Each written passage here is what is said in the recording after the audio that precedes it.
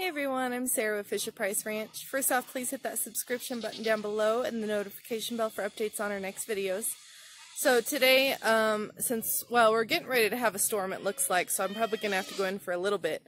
But we're looking to have a slight break in the weather this week, and so we're going to use this time to start working on our bucks pastures. Now that the does are all planted, it's starting to come in, and it's doing really well. We need to get going on these buck pastures so they can grow in real nice before it gets too cold this winter. So anyway, I got to make some gates today that'll block off those pastures so the bucks can't get in there and tear it up before it grows in. So I'll show you how we're going to use that. We're utilizing some raw material, leftover stuff. It's actually, I guess, like the old shelving for Home Depot for like all the hardware and stuff.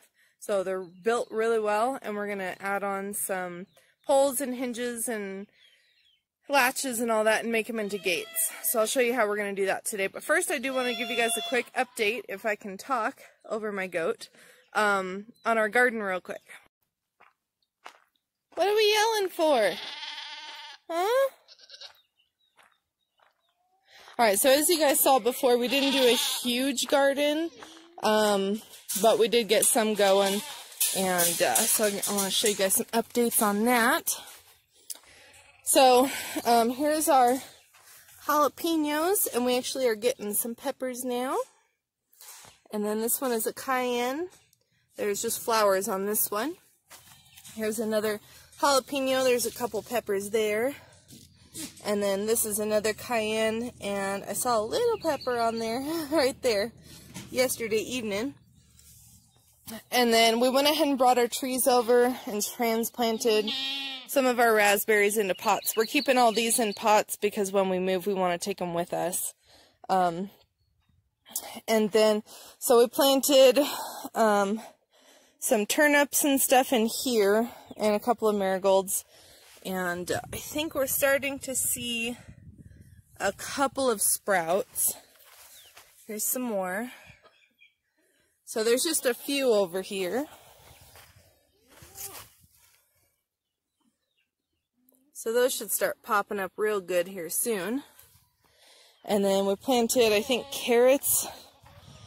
I don't know, Brandon did this side, but we did some carrots and I think some other radishes or turnips or something in here. So I'm seeing a few of these.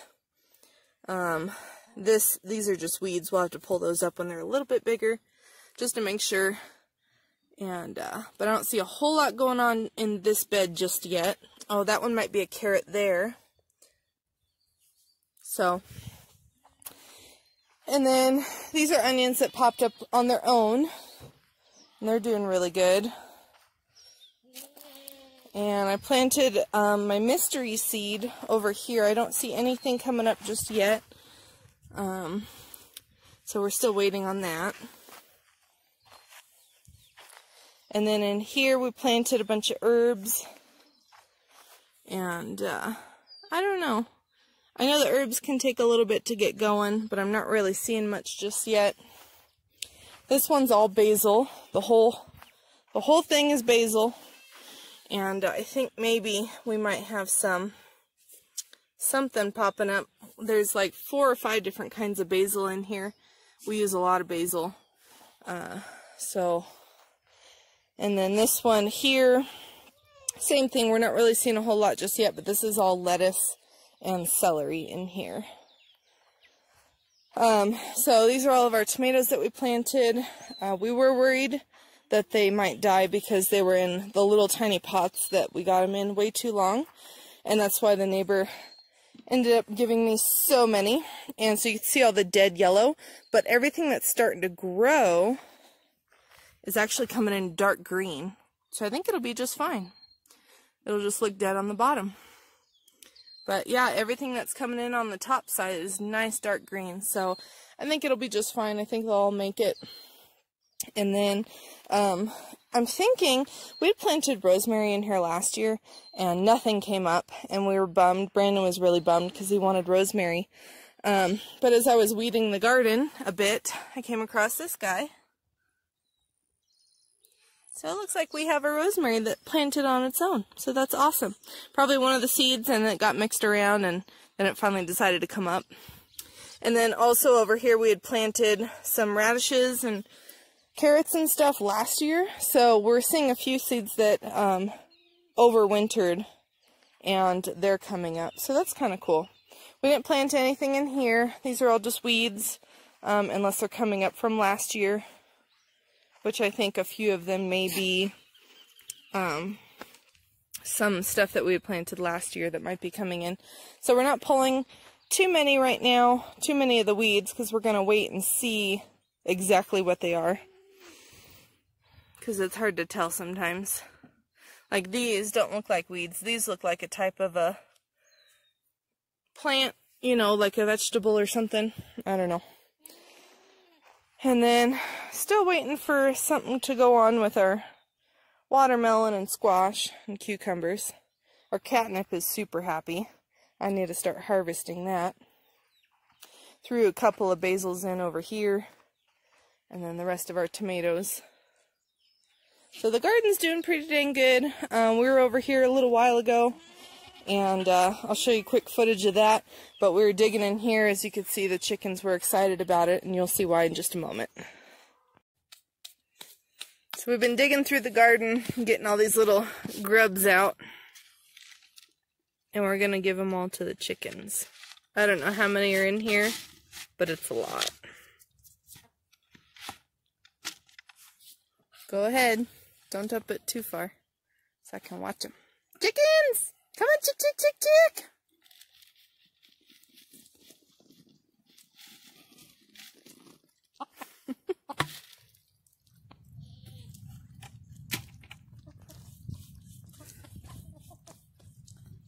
No, it's not for you, Pinky. Come on, chicken! Chick, chick, chick, chick! Come on, girls! I think most of them are already full. We've been feeding them these grubs for half an hour now.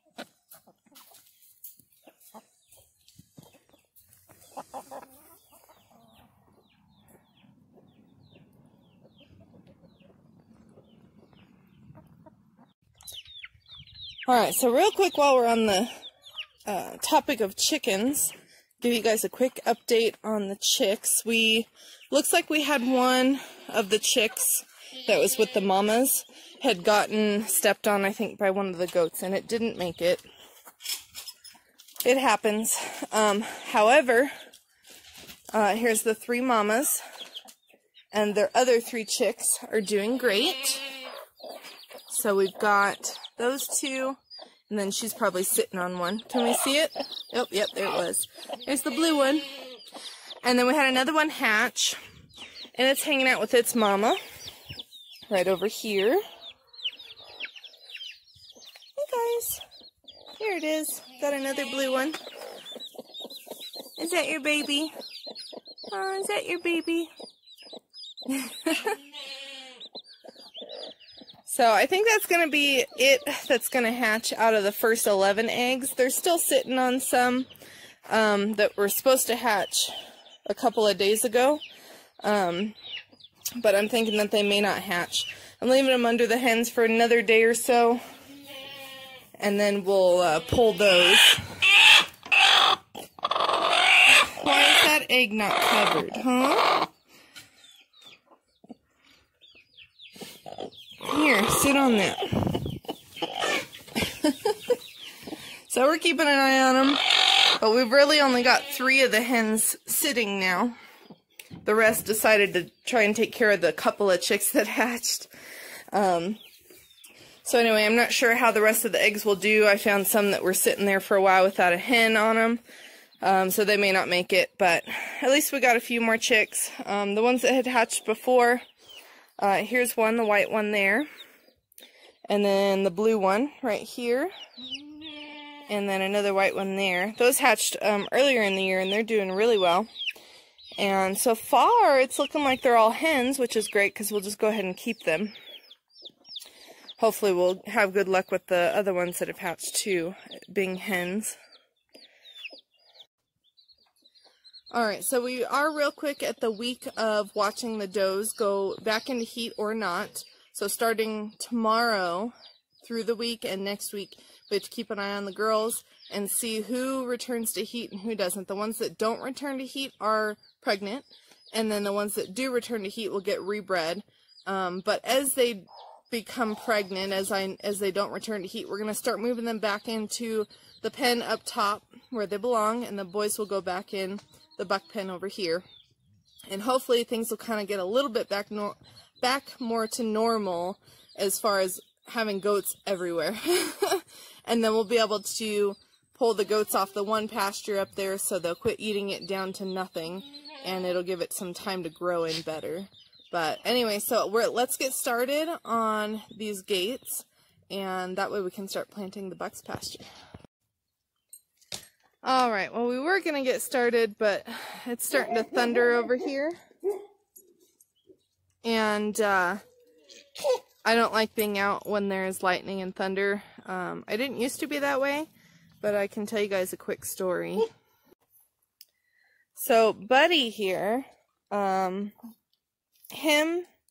and Joe, and then our doe up top, Mama, they came from a good friend of mine named Kyla. And she's actually the one that got me into this breed of goat, the Kikos. And Joe was her baby, and it was her pet, and she was training him to be a pack goat.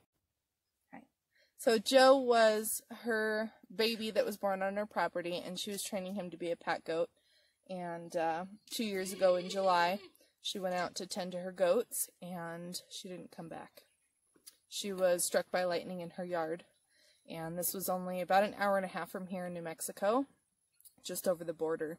And it's really weird, you know, you don't think about it in every day until you actually meet somebody personally that has died in an unusual way. And, you know, before I'd be out in the rain, lightning thundered, you know, a block away, lightning would strike, and it didn't bother me. But ever since she passed, it definitely makes me look at things a little bit differently. So her husband got a hold of me, and I knew how much these goats meant to her, and I told her that I would keep Joe, or I told him that I would keep Joe, and I would actually continue his training in memory of her. And so that's kind of how he ended up being my pack goat. And then so he will stay here with me forever, and Buddy, our big boy here, he will also stay. That's why he's got sentimental value. And then Mama, who is registered as JCP Bratton's Beauty, will also stay here forever. They'll live out their lives until they die of old age, hopefully, and not of an accident or something. But it's getting to be that time of year, and Joe's itching to get out in the woods. So with all this rain, we're definitely going to start going out foraging, and I will do some films with us going out there and foraging for mushrooms and herbs and things that we use. But anyway, since the storm is coming in and I'm hearing thunder, it is time to go in, but we will get going on these gates as soon as the storm passes. That storm is just barely going to miss us, but it's still really close, less than a mile away. Wanted to show you guys real quick. Zara says hi. She's been in the yard for a bit. We let her out of the goat pen, but here's that storm. But there's still really close lightning and thunder. But we have another storm right behind it, so we may not even get to the gates today. I know it's supposed to be less stormy tomorrow, even though I work, but after work we can get these gates done. Oh, see, yep, time to go back in. That's probably going to be loud.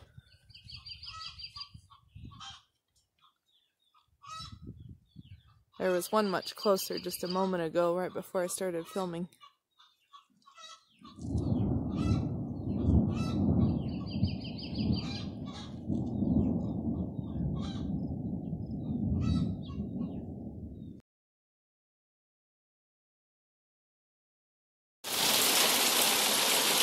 Well, as you saw by the radar, you could see how far it was. Well, it changed direction. So it looks like we're getting that storm now. Which is great for the pastures.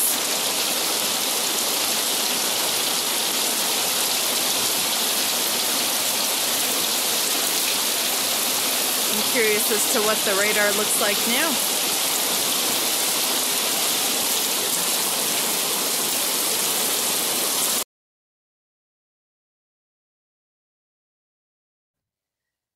Well, I guess it was a change of plans today. Unfortunately, that is part of working outdoors. You have to work around the weather. But at least you guys got to see some updates, I guess. And hopefully our next video will be getting those gates done. So thanks for watching, and we'll see you next time.